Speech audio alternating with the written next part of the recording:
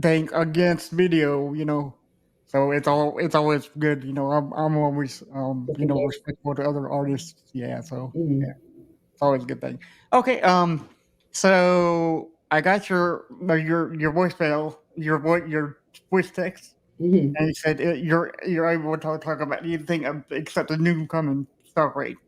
Yeah, really the only thing I can't really disclose at this point is the details on the tour. We don't get to announce that till June. Right. Pretty Yeah, standard. Yeah. totally understand. Okay, yeah. Other than that, like, no, nothing's off limits really. Okay, so can I talk about the new album a little bit? Not Then much, yeah, because I don't even. absolutely. Yeah. Just Okay, the new music yeah, video. yeah, Yep. because yeah, okay, cool. All right, and okay. So what I'm gonna do is I'm gonna read like a little blurb about you, and then we're gonna have a good time talking about music. Okay. Okay. All right. Hey everybody, welcome back to Win Word Trail Music Speaks podcast, where oh, where we fight depression with the power of music. I am your professional handicapped host, James Cox, and some people think I am Scooter from the Muppets, but that's that's neither or there. Yeah, because I sound like him.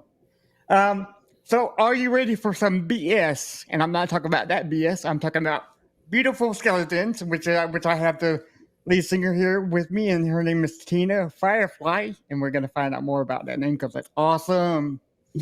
So let me tell you about her first. So Tina Firefly is an accomplished and versatile vocalist who has honed her craft for over 15 years.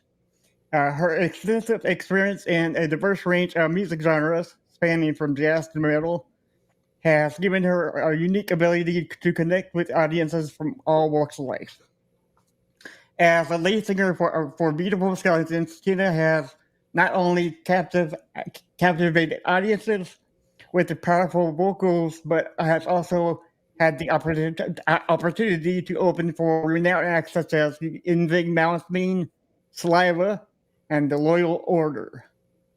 With a commitment to her art and passion for creating memorable experiences, Tina is a true force to be reckoned with in the music industry. How are you doing, Miss Tina? It was quite an intro. Thank you. Yeah, well, hopefully that's all right because Yeah, sometimes I get them it from is. Wikipedia and they're not right. Oh, Yeah, yeah. Well, I mean, if that's what's in Wikipedia about me, then we're on track. right. I'm doing Yeah, good. Thank you for having us on. you're welcome. So your name is Tina Firefly, Yep. and I kind of want to think that's not your actual last name. No, that's the Okay, stage yeah, name for yeah, sure. yeah. Okay, because I remember. Well, correct me if I'm wrong, but if you were like me, you used to get outside and chase fireflies, right? Is that where the No, name came from? no, actually, oddly, I in the first couple bands that I ever had, I had a stalker in, so I ended up changing my name just to, I mean, for it's best practice anyway. Well, yeah, I've never seen a firefly, believe it or not. I was born and raised on an island. We don't have fireflies there. But I always wanted to name one of my projects Zombie Firefly. And I don't know, just one day I was sitting around trying to figure out, some sort of stage name. And it just popped into my head, seeing a firefly. But yeah, oddly, no one's ever asked me if I've ever seen a firefly. I have not. really, Really? because they run rampant in good old Virginia. Because I lived all over the world. Well, I lived in the Philippines, Virginia, Florida. Because my dad's a retired colonel in the Air Force. Yeah. So I remember at nighttime in Virginia, there used to be a whole lot of fireflies just lighting up the dark sky, and like it's great. That's a bucket list thing for me. I would love to see that personally. Really? Well, go to Virginia. They're rampant over there. Yeah. So Awesome. yeah. So where are you located now? I mean, like, where are you? Yeah, so we're actually out of the Pacific Northwest, just sort of like in the Vancouver, Washington area. And I always have to kind of like explain, not Vancouver, Canada, not Vancouver, BC, Vancouver, Washington. So Pacific Northwest, we're on the West Coast. We love it here. Okay, go. Yeah, because I'm in the East Coast, and Mm. sometimes like I'm in South Carolina, and hardly no big bands come to South Carolina, so I have to go to. Really? Yeah, it's few and far between. But Wow. Gore is coming over here in July, so I'm going to see Gore. Oh, those guys are awesome.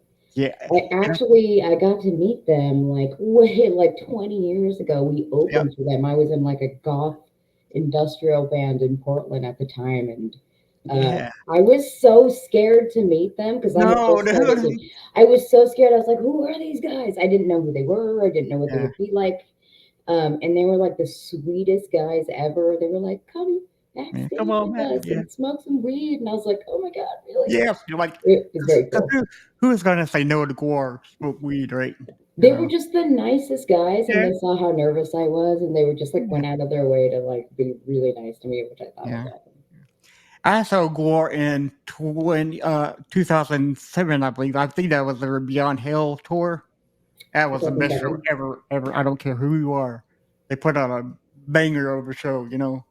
Those guys kill it, and they kill it when they're not comfortable. I mean, it looks cool as shit, but you know it's not comfortable, right? So it's like respect. Oh yeah, big time. Because sometimes in those costumes, it gets hotter than you know what. Oh yeah, yep, exactly.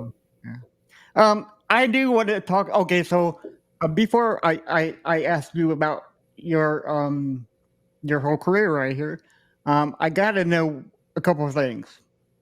So I always ask, who do you like more between which band? I'm going to give you two bands, and you say who you like more. Okay.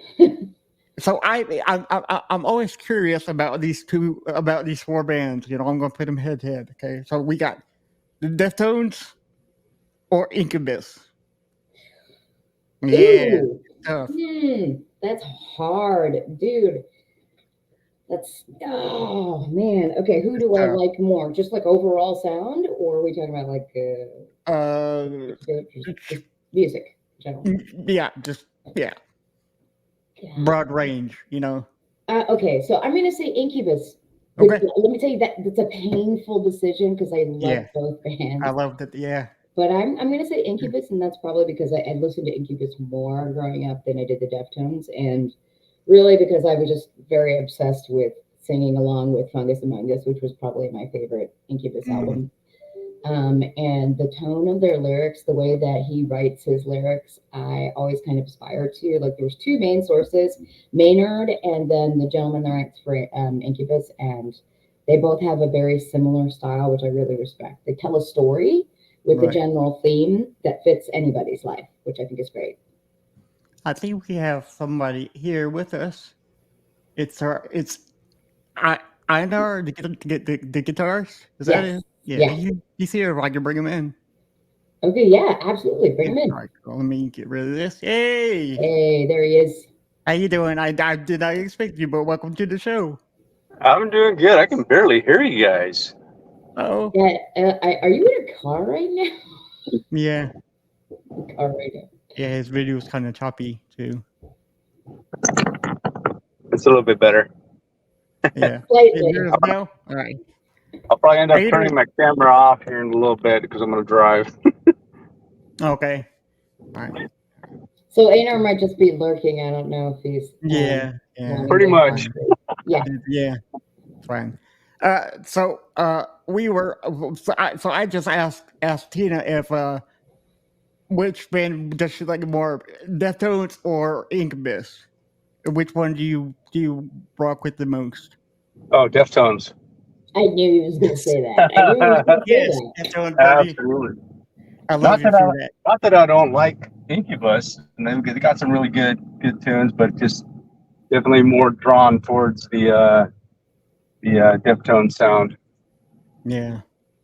But I do know that Incubus tickets like fly off the shelf, you know, within like 30-40 minutes, you know. Do they? Oh, damn. Big time. Yeah. So, okay. So the second question for y'all is either now this is the most asked question, and I want to know from y'all, Megadeth or Metallica. You bring it back to the old school, right? Yeah. Oh my lord, Megadeth or Metallica? No, you go first. You. I want to hear what your answer is. Megadeth. Why? just, I had a chance to see Megadeth in 1987. Shortly after, a few years after Dave Mustaine had left Metallica. So he's kind of the underdog, and I don't know. I was just more drawn towards his aggression, even though Metallica is. I mean, don't get me wrong. I'm a huge Metallica fan and always loved them, but Mustaine was just a little edgier, a little bit faster. He was angrier, and I was kind of, I was a teenager at the time, and I was angry too. Angrier. I love it. Tina, how about you? I'm gonna out myself here. People are gonna hate me and unfollow me. I don't like either band. Okay, yeah. But that's fair enough. I'm not gonna do that. I'm gonna let yeah. But just from a singer's perspective, I never got into either. Yeah.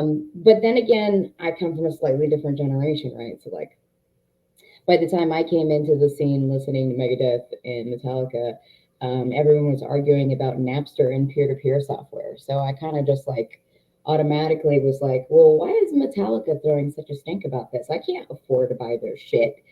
Why do they care if I fucking download an MP3? You know what I'm saying? So that's the first time I ever even heard of Metallica. And then when I came to the US, like to the actual continental US, then I started hearing about Megadeth. And I mean, I don't know, just neither band really caught on with me. Yeah, well, I'm going to get death threats here after this. No, you're not. We love you. We still love you, even though you're wrong. Even though I'm misguided. Right. Yeah. But for me, it was always Metallica when I was like 16, 17. And then in the late years, it's always been Megadeth, not for better, for consistency. They release an album every year or every 2 years, whereas Metallica 5-6 years do we have to wait, and that just drives me wild. I don't understand. Yeah. And so Tina said Incubus, and she doesn't like any Metallica or Megadeth, which is, I guess that's fine. I don't know. So we'll let this slide here, So all right. So the first song I want to back up. Okay, so Tina, I want to talk to you about your voice. Your voice is totally amazing, and yes, I agree with him. Is it pronounced Einar? Pronounced Einar. Einar. Okay, I'm so sorry about that. No worries. That's great. Everybody to him, so I just laughed. Yeah. So Einar agrees with me, and I think the majority of the people who check out your music is going to agree with me that your voice is truly amazing, right? So, did you know that your voice that you could? I mean, like, did you practice with your voice, or did it just come naturally for you to sing like this? Oh yeah, no, I was the ugly duckling for music. Like I played piano, violin, and all these instruments growing up, but I couldn't sing worth shit until high school. I want to say I was a late bloomer for singing, and I don't know if that's just like I got my voice in late or what. But yeah, it really wasn't until then that I started realizing, like I would rather sing and play, and then that went from singing and playing to I would just rather sing, period, and just concentrate on that. So. Yeah, I mean, it was late in life, but it definitely came right around that time. As far as like screaming and growling, those are all things that I had to teach myself as a kind of evolutionized as a musician. So how long did it take you to learn how to growl like that? Well, when really big growls, dude. I would say even in our he's seen like the evolution of my like dirty voice or whatever as we started, and I've always been a huge fan of Ginger and Kitty and some of these females that like pave the way for the rest of us, kind of trying to find that niche where we can also do the same thing.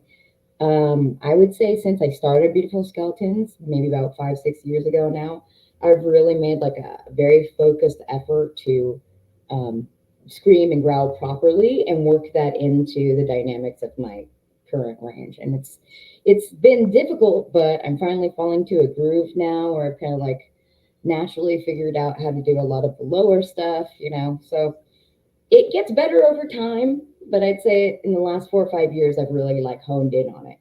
Yeah. You said you taught yourself, right? Yeah, So I guess so anybody can learn how to sing. It just takes time and practice, right? absolutely. Yeah, I mean, I get that all the time. Like, oh, I never sang. My voice is terrible. And like, Right. Yeah. the reality is like most people think that because they haven't spent enough time listening to a recording of their voice. Mm. Everybody who records their voice is like, oh, that's what I sound like. Everyone gets That's all freaked out by right. it. Yeah. And Yeah. then that's the biggest obstacle for anyone who's like recorded themselves. They're like, oh, I don't want to hear myself. You just have to get over that and just keep listening and listening and listening until you're okay with the sound of, your own voice. And then from there it's up to you whether you want to like sort of figure out where you are as far as pitch goes and all of that good stuff. Yeah. So, Anar, let me ask you some questions here too. So, you are a great guitarist because I listen to most of your song. I love the song "Power Driver." That's amazing. No, dude, you got it. You got it. Come He on. does this. It's like you. It's like a so. No, but dude, uh, Power Driver is like one of the best songs. I think from y'all because I love the drum intro. That's great, and it collaborates with the guitarist so well, which is you. You know, um. So how long did you play the guitar for, or like did you find it in like school or something? I started playing guitar when I was about like 14. Okay. Uh, Started playing drums before that. Did that for a while. I still play drums today, but not nearly as much as I play guitar. But yeah, it was just gravitated towards music, and the guitar just kind of you land on what you enjoy doing. Yeah. I never really stopped learning. Uh, you know, there's never that moment of, oh yeah, I've mastered this. It's like, no, there's a lot left to master, and just the music keeps rolling out of me. So Yeah. as long as I'm having fun, I'm good. Yeah. There's not enough time in the day. Like the moment that we play, I mean, we could sit down and write like a million new songs a week. It's insane. We have to like put a schedule ahead of time. Like, no, we're not jamming today. Like, we Right. can't write anything else right now. Right. Yeah. So I read in the little bio that you opened for in the Malmsteen. So beautiful skeleton open for him. Yes. Okay, Yes. nice. So Adar, how many questions did you ask him about the guitar? A lot, Say, right? say that one more time. How many questions did you ask in the Malmsteen when you met him? Oh, none. None. Nope. Really? No, just it was an honor to be part of his that experience, and I didn't really ask any questions directly related to anything. Yeah. Uh, Yeah. I think we talked to him for 2 minutes at the very end of the tour. We pretty much went because there was us and another band, and so I mean it was tour. It was like go go go, and we were all just really focused on making sure that our performances were good. And it really wasn't until the very last show that we were able to actually go in and meet him, shake his hand, and stuff like that. It was fairly brief, and really he didn't say much, but Yeah, because like I kind of got that vibe from him because a lot of people are saying he's not a nice guy, but then again, I mean it's time and place. I mean, come on yes, now, yeah. everybody can't, a lot of bands forget that. if I There's a can add reason why to that, he's so good, I mean, he has a routine for a reason. Yeah. yeah, I mean, one of the things that I do recall, I mean, that he was watching the opening bands, and you could tell that he enjoyed, and he made some comments to Tina, and gave her some compliments, and that was for me. I mean, that was the thumbs up. Cherry Hey, on top. but Yeah, yeah, that was we're not getting thrown off the tour, yeah. and so yeah, that was Not really getting thrown encouraging. off.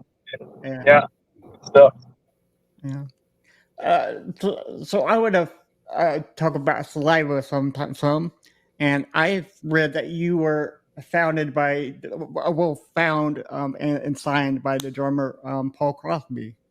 Now, was that before or after y'all toured with them?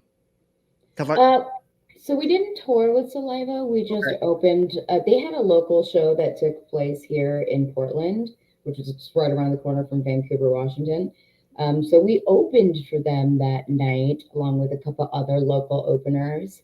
But actually, before that is when we had signed a management deal with Paul. And I think by the time that we actually opened for Saliva, um, Paul had actually stepped away from Saliva to start the management role that he was just coming into. So Yeah. they actually had a different drummer that night. But yeah, I think we inked the deal with him somewhere in like 20. No, was that 2019, 2020? Or like when was that? 21? 22? That show was in 2022. 22. Yeah. Yeah, so fairly new. Yeah. Yeah. And at the time, he had just stepped away from that band to focus Right. on his management. Right. And I guess y'all were the first ones for him to sign, or have they been doing this since? No, I think he'd been doing it for a while. I think we were Okay. like 3 or 4 on his roster at that point. He's got more people now. Well, yeah. But Yeah. I think at the time there was like maybe 4 or 5 groups that we were aware of that we reached out to just to kind of get a feel. Okay. I also love the song "Letters to a Narcissist," That is our and newest we release. all met a narcissist. Oh yeah. So I want to know if this was like from a personal point of view, or it's just like a common, you know. So it's important for me as a singer when I write, because I generally write all the lyrics. It's important for me to be able to draw from personal experience, but I tend to try and generalize the message so it's not super specific. I want the person who's hearing it to go like, "Oh, is that for me? Did you guys write this song about me?" Yeah. I want people to hear it and relate to it and make it fit their situation. So yes, it was based on a specific set of events and a specific set of people who I will not name. No, But not it, here. but it doesn't matter really ultimately who No. inspired it, because we all know at least several people like that in our daily lives. So I just need it to be like the anthem for people who recognize that personality type exists. You know what I mean? Yeah. Okay. Agreed. Yeah, because I think that we've all run across one of these people within our lives, and they can take our mental health and like drown it down. So we need music to bring it back up. And Yeah, that's where y'all absolutely. come in. So it's good stuff. Yeah. Yeah, So, definitely. all right. So as the front woman to Beautiful Skeletons, how has your identity as a female lead singer to evolve over the years, and what unique challenges and opportunities has the role presented to you? Yeah, that's a really great question.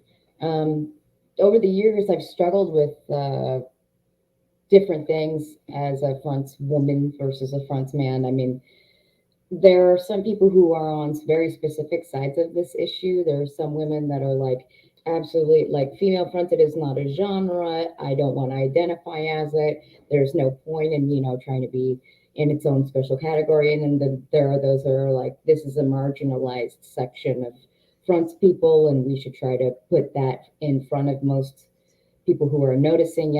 And I kind of fall in the middle of that. I do feel like it's underrepresented. There's lots and lots of wonderful fronts women who maybe don't make it in front of enough people. But I also think it has more to do with marketing and drive, the actual music that you're producing. Are you any good? Because just because you have boobs doesn't mean that you have a great voice and that you can perform. Right. So, I mean, I feel like all those things influence it, and I personally have struggled, like from a self identity perspective, about how is it that. Sorry, my son's calling That's me. fine. That's fine. How is it that I'm, like, how do I compete against all these other front women who I feel like are these like knockout, gorgeous Amazonian women, 6'8", like we're talking like arch enemy, and some of these just insanely gorgeous girls. And I always pit myself against that. I always compare myself, and I think that's not really a front woman thing, it's just a woman thing, like so I do struggle with what I look like sometimes. I'm always bitching about the fact that I wish I could just throw on some pants and a shirt and a plaid jacket and just get up there with zero makeup and just kill it. And sometimes I do, but a lot of times I do feel like I need to get more like gussied up. I do need to like stand out. I do need to put on my stupid false eyelashes and all this other shit. So Right. it's a role that evolutionizes with time. And as I become more confident in what I'm doing, it's kind of hit or miss if I'm going to care about makeup that night. I don't know, Yeah. you know. But I don't know. The guys have a different perspective on it. And Oh, I've met a okay. lot of fans who are just like, I just enjoy listening to the dynamics of female vocals in metal. It's not necessarily about like giving women more time in the spotlight. There's people who just prefer having a dynamic range. Right. Well, I want to get Anar's opinion on this too because I think that the majority of people now like welcome women to be the front of a band because I love you all guys. Beautiful skeletons. I love Arch Enemy. I love Maria Brink in this moment. I mean, but me, I just love like the female voice better than the male voice. I don't know, So And I hear that a lot from people who specifically seek out metal bands with a female frontwoman. yeah. Some people just prefer to have the dynamics and sound, and I get it. So, I mean, for those people, hey, I'm here. Yeah. Yeah. So, Anar, what are your thoughts about bands that have a female front instead of a male voice? Um, I don't know. For me, I guess it kind of falls into the same melting pot. I don't know. I really don't see it as like a separate uh, Thing. genre, like Tina was Yeah. saying, or competition. And I get it. A lot of people are like, oh, fucking metal is metal, and that's for you need to have a guy up there. But then you got Tina does a fucking great job of going back and forth from just kick ass quality singing, and then next thing you know she's growling up a storm. It's like, whoa, what the fuck's that? Right. Yeah, And dude. and it's a really good balance because I think I tend to gravitate more towards the singing part of it. I think it complements the our sound. Yeah. But at the same time, I'm just as big of a fan of Ginger and Spirit Box, and Yep. Hailstorm is one of my go-tos right now. And Yeah. but then when you look at female fronted music groups, look at Heart. One of my favorites going back to the 80s, and they're still going at it. Yep. Yeah. I don't know. Yeah. But yeah, because I totally forgot about Spirit Box and she can. I think your name is Courtney, right? Courtney. Yeah. Oh She's a yeah, yeah. Man, she's great. huge. Yeah. I mean, I I just like she's bucket list for me. I really got into the music when a friend told me about her because I did not know about anything about the Spirit Box until I found her through a friend, and I'm in love. Yeah. Yeah, she's great. And I'm gonna tell you the one thing I love about Courtney. I mean, other than how talented she is, Yeah. I mean, you could put on one of her live shows and she's like running out there in tennis shorts and a shirt and sneakers, or you could tune into a live show and she's out there in like jeans and like like mom jeans and socks and just like whatever the hell she threw on because tour life is rough. And I really respect that about her. She doesn't have to get like totally done up and just be like absolutely dressed to the nines every time she comes out to play. And like I said, that's one of the things that I struggle with. So I really love when I see frontwomen do that, where they're either going to be like smoking hot when they come out, if they feel like, Yeah. dressing themselves up, but they're also comfortable going out in just normal clothes. Yeah.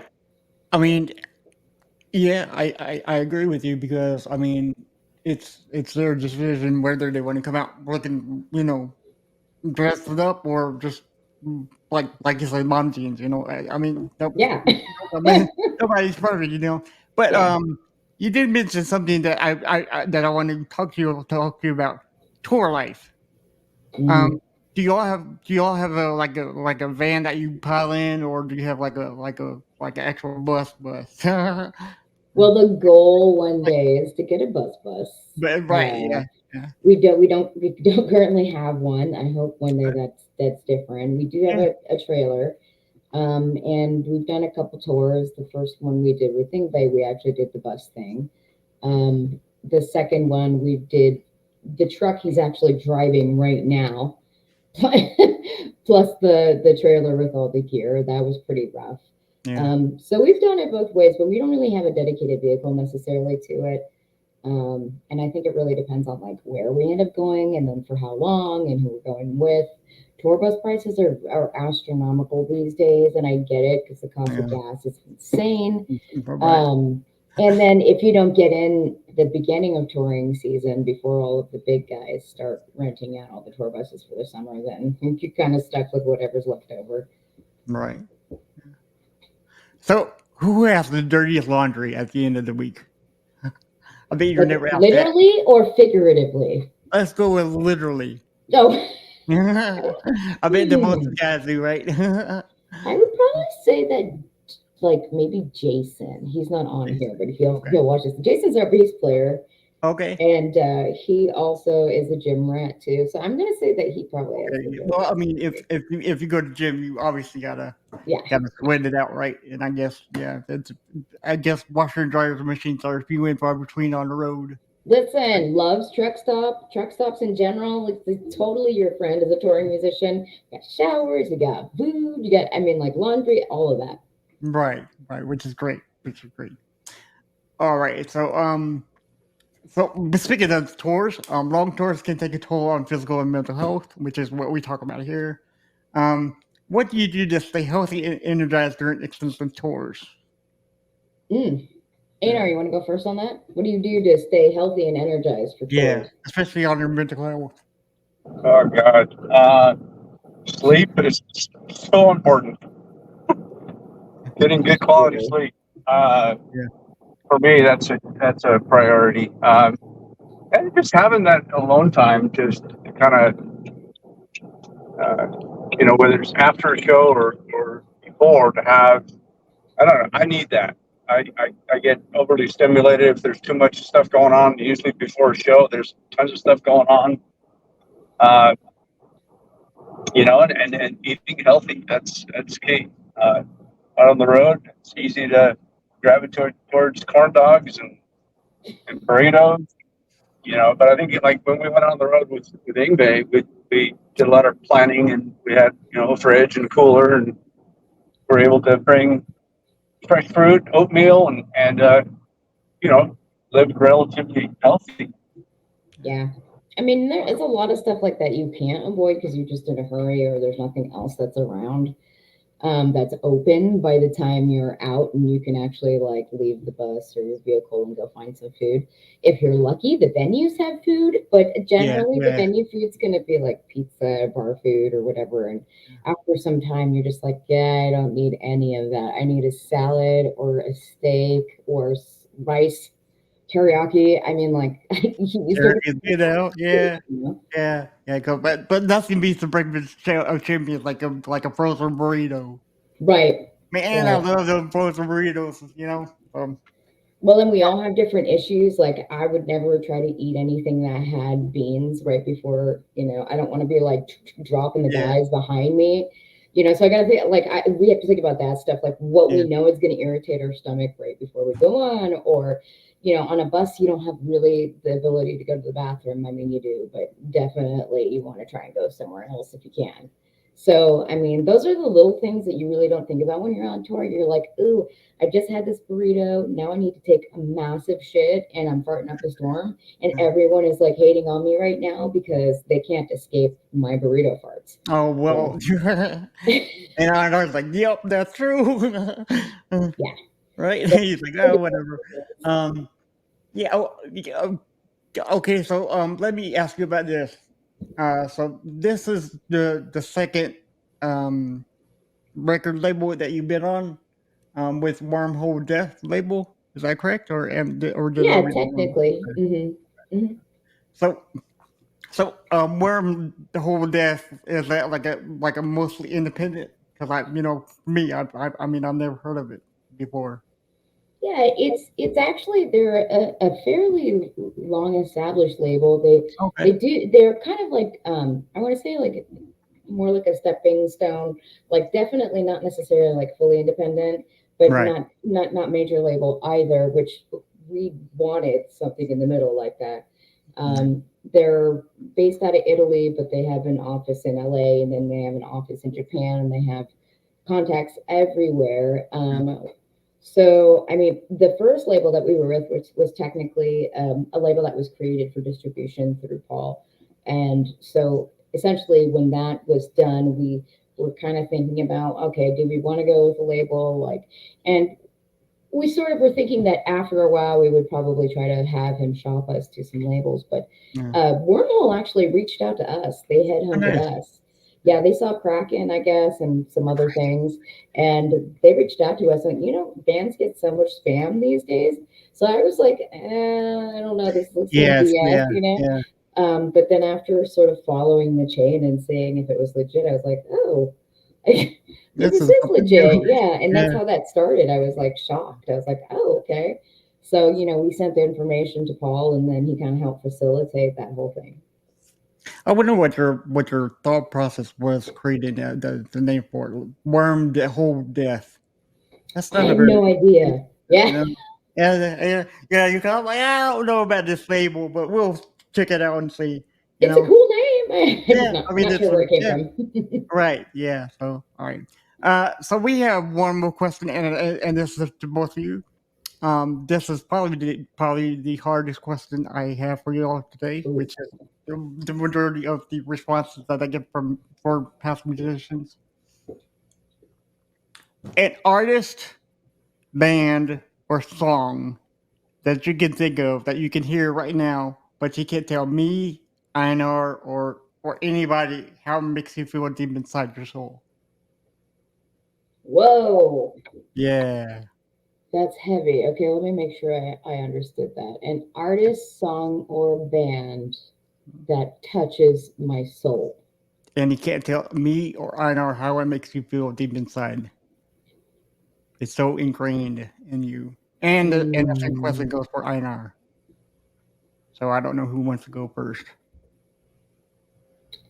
I don't know. So, What do you think? Huh? so, Mine's a so one can I say answer the short. band name, or do you want me to say like the song name? You can say anything you want. That's Oh, open end. Yeah, it's a totally open end. um, okay. Well, this is going to be really weird, but Yentl by Barbara Streisand. Okay.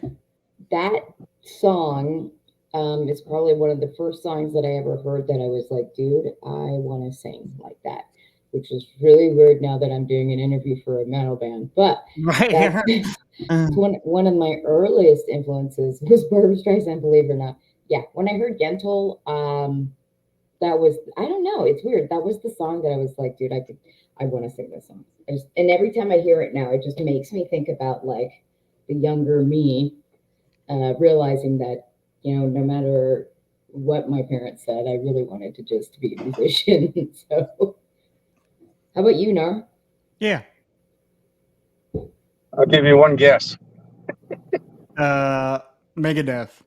Oh, close. I really don't know.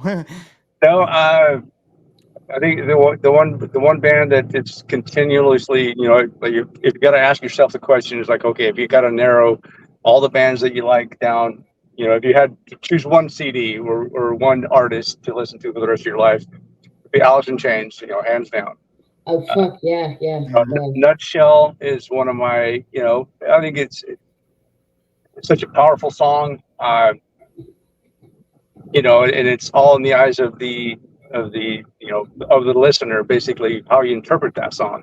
But just the emotion in the writing, and just the arrangement of the song, I think it's just brilliant because it's so simple, but with the harmonies and the just the simplicity of an acoustic guitar and a little bit of electric. I'm just drawn to that. So Jerry Cantrell all the way. Yeah.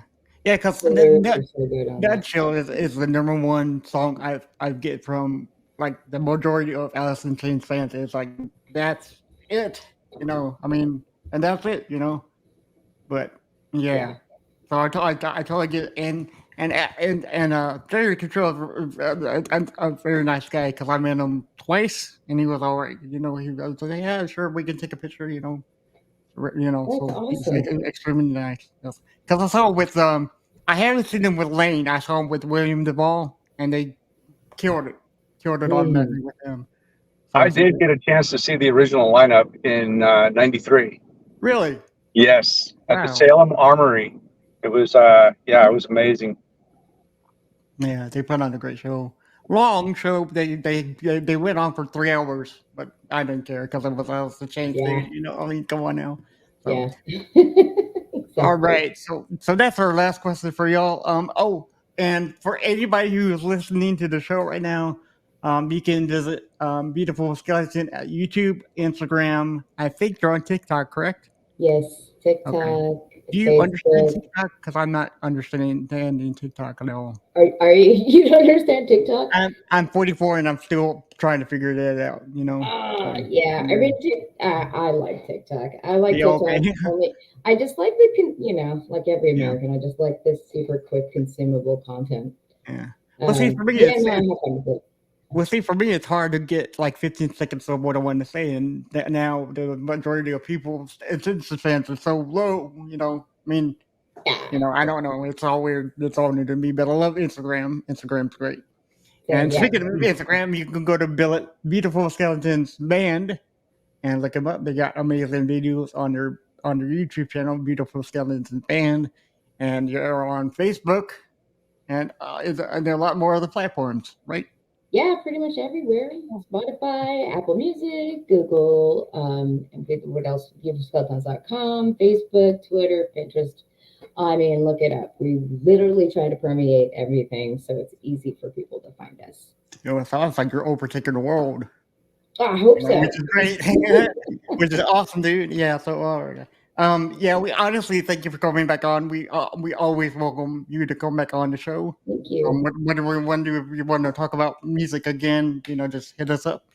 And Well, I appreciate that. Thank you so much for having us on no today. problem. And for everybody else that's listening, always remember when words fail, music speaks. Bye, guys. Awesome, we got it. Thank you so much. Awesome. Thank Yeah, you. this was really really great. Well, Yeah, thanks for having us. for having us. Yeah, I I think appreciate it. And thank you, for coming. I didn't know you were coming, but it's been great talking to you. Yeah, it was just kind of a last minute. I left work a little bit early. I'm like, I'll just Yeah. try to log in for a little bit, and I was having some issues because I'm an old guy trying to do technology and Yeah, right. Yeah, because technology is wild now. Yeah. Who knows? Yeah. Definitely. Well, thank you. If you need anything from us, just let us know. Yeah. Or if you have like Okay. a link that you want us to blast, we're happy to do that. I will put this out on YouTube and my podcast probably early next week, and I'll get with what's her name? Shauna. Yes, I always forget. I'll get with Shauna and I'll text you on Instagram if you don't mind. Yeah, absolutely. And then we'll figure stuff out from there. Okay. Okay, great. Thank you so Thank you much. so much, guys. You're awesome. Bye. Thank you. Bye.